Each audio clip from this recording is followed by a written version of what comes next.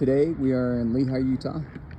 In this video, we're going to show you how to put this valve back together. So we did another video because we pulled this valve apart because this zone was sticking on and running and it wasn't shutting off. We found a bunch of rocks in there. So Austin's going to show you how to put it back together. So we'll go ahead and start with spring in the center.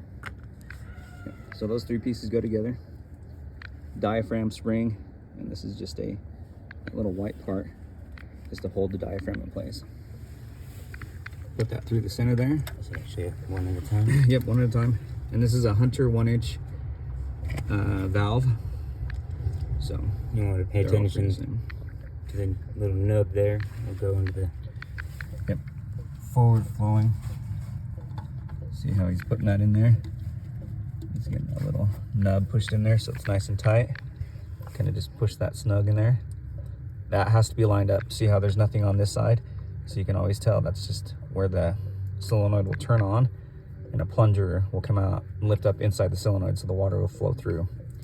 So you can't really put it on backwards. I mean, you could, but just make sure that's in its spot. It's all laid out. The outline's the same. You just want to push it in, make it nice and snug. And put the spring on there, right in the middle. Then this is the top.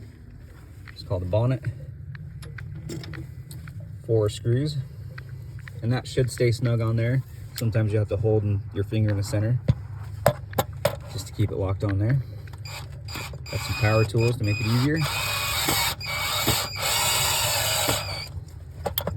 Definitely don't get too carried away with them. Yep. Using a power tool.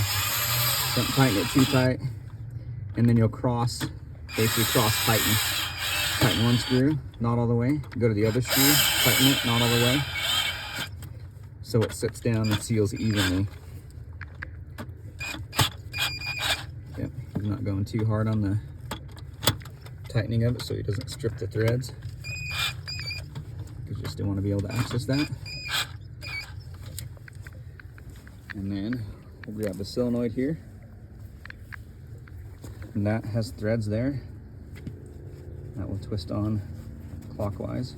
Just cleaning everything off. You don't want to get any dirt or debris in there. These things are kind of sensitive.